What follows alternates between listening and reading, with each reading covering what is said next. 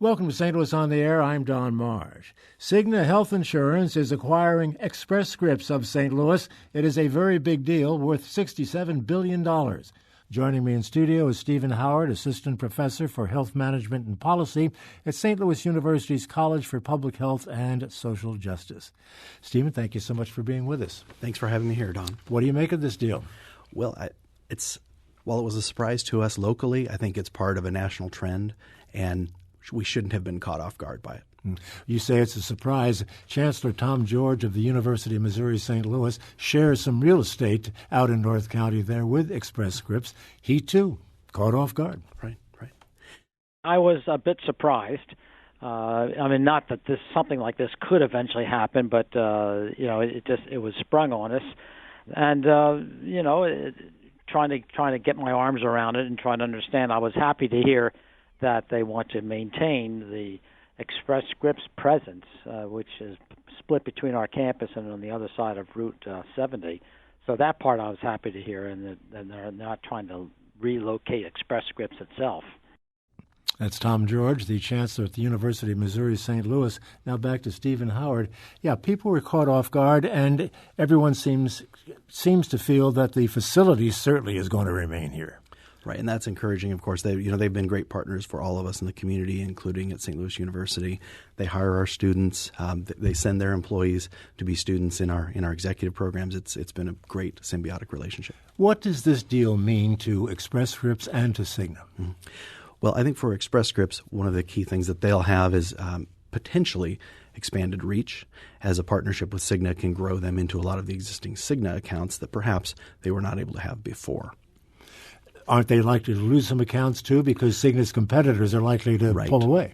And I think that's exactly what we'll see. On the other hand, you'll see that Cigna's competitors who are currently doing business with Express Scripts will decide to choose another partner. And there are a few other partners, although they are certainly the largest in this PBM, Pharmacy Benefit Manager space. The man who runs Express Scripts, Tim Wentworth, says the combined company is now positioned to transform healthcare. That's a pretty big statement.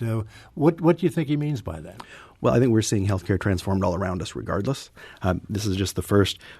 What was it, 2 months ago we saw the announcement that Aetna is buying CVS Caremark, which was the number 2 PBM in the nation. Mm-hmm. And then we saw the dispute with Anthem and a lawsuit between Express Scripts and Anthem not that long ago, I think last year. Mm-hmm. And Anthem announcing that when their contract expired with Express Scripts, they would be pulling out and starting their own PBM, just like United and others. So what all is going on? There's all sorts of consolidation, obviously, mm-hmm. and acquisitions, if you will. So I think whether it's the market pressure, a lot of which was spurred by the Affordable Care Act a few years back, we've just seen that as a catalyst, mm-hmm. as an accelerant, that there's increasing pressure on cost of care like never before. Mm-hmm. And one of the largest components, I think it's the second largest component in healthcare cost, is the pharmaceutical component. So having better control over that is very valuable for any insurer. Is something like this likely to lead to lower costs for us consumers?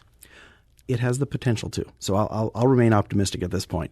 I think as we see the big insurers either create their own PBMs or acquire PBMs, it means that they'll have a broader scope to be able to drive down prices. Go ahead. One of the key points of contention between the insurers, and this was in some of the there were a lot of articles about this a year or two ago, is this issue of rebates. So one of the most important things the PBM does is negotiate with the drug manufacturers to get all the drugs that are needed, including the latest and greatest, things are coming on and off patent. So there's a lot of work to that, and only a very large insurer wants to bring that in-house. But when you reduce the number of fish in this particular sea and you have larger companies, generally it doesn't work in favor of the consumer, mm-hmm. because it's almost monopolistic. Well, we will be moving toward more of an oligopoly. That's true, with United, Aetna, Cigna, and Anthem, of course, as the key players with their own PBMs. You have a background in this area yourself. Before you became an academic, yeah. you were in the field. Tell me about that experience and what you learned that can be applied to this situation. Sure. Yeah, academia has definitely been a second or third life for me. Mm-hmm. But I came from Oregon, which is a very different healthcare market, and one of the things that we had were locally owned managed care companies that did Medicare and Medicaid. And we were a physician-owned Medicare Advantage managed care plan, in many ways similar to the Essence plans that are here in our market. And we needed pharmacy benefits, so we went on the market, contracted with providers. And one of the things that's not at all transparent is this issue of the rebates, because they're negotiated between the PBM and the manufacturer. The PBM being, just to be sure, pharmacy benefit manager, such as Express Scripts. Sure. Yep. And that's not exactly transparent to their client, in this case us as an insurer. So we would go out to bid and find out that, lo and behold, we could have, had we gone with Caremark at that time, that was before the CVS acquisition, or Express Scripts, we could have saved $1 million a year, which for us was a lot compared to the one we were with.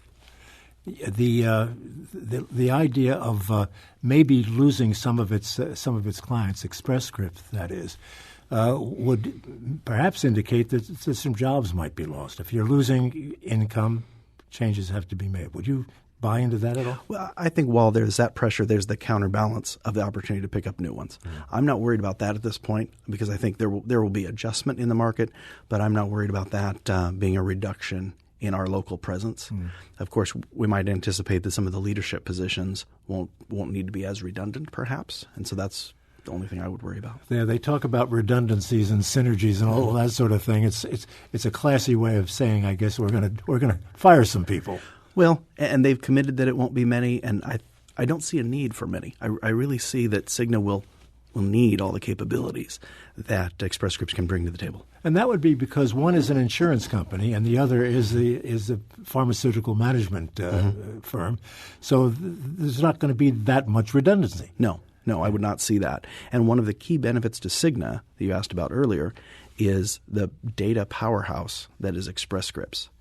I've been there on a number of tours, and I'm continually impressed with the quantity of data they have and how astute they are in being able to analyze it and really understand what's going on with patients and trends. They can bring a lot to an insurer to help them do a better job. I want to go into a little more detail of that in a moment, but just staying with the jobs thing, we have had an opportunity to talk with Brian Tanquilut, a healthcare stock analyst at Jefferies in New York City, and he was asked if jobs, in fact, will be lost. I don't think you will see significant change in terms of Express's presence on the ground in St. Louis, but it's also probably naive to say that they would not try to reduce a little bit on the size of the company, right? I mean, as Cigna looks for synergy opportunities, and they laid out $600 million of targeted synergies from the acquisition over time.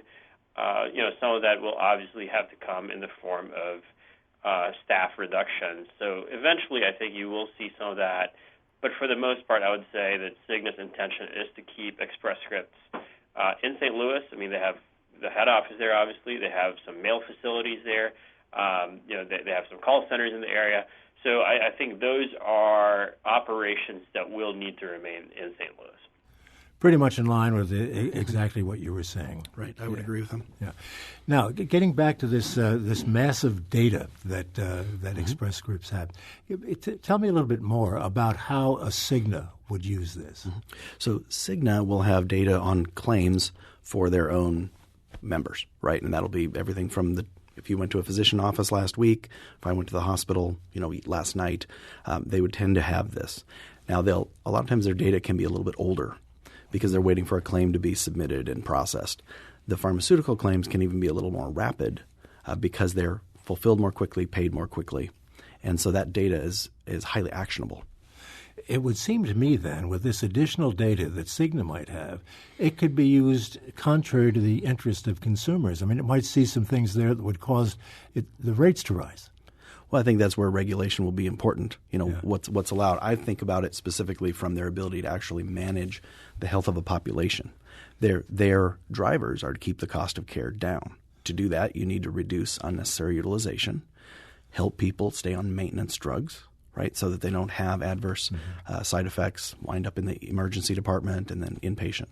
Stephen Howard, you mentioned a couple of moments ago that the Affordable Care Act comes into play here. In what way?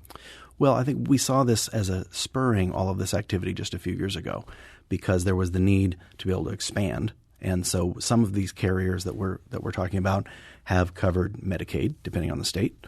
And I think they're all in the Medicare Advantage business as well as in the commercial business. And those were the folks who dove into the exchanges. So even if the exchanges start to dwindle, this has already been set in motion that we've got an expansion of care, expansion of folks being covered by insurance.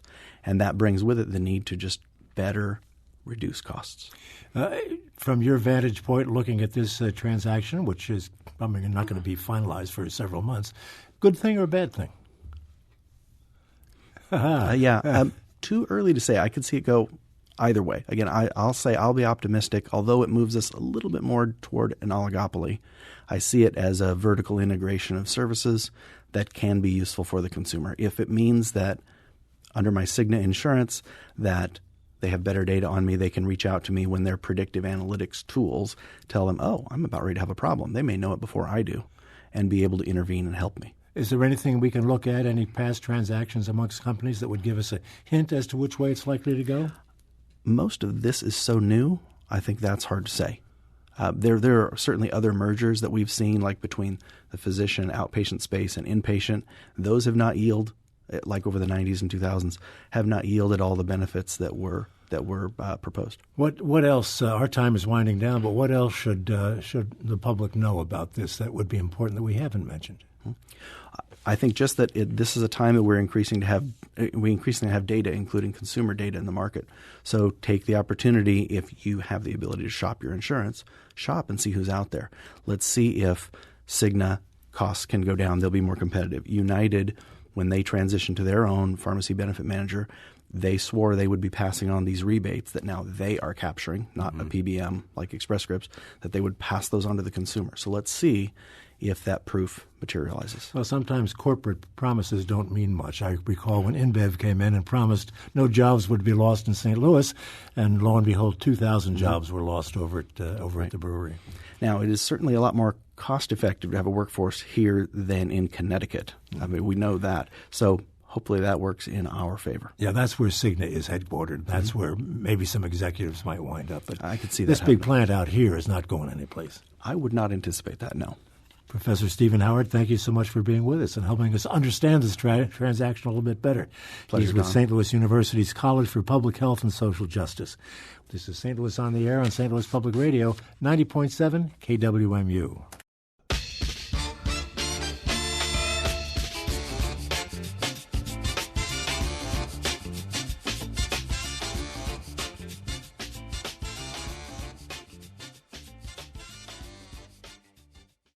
Support comes from the Missouri Forest Products Association. Missouri produces wood pallets, railroad ties, white oak barrels, hardwood floors, and more. Details on the variety of products made in the state are at choosewood.com.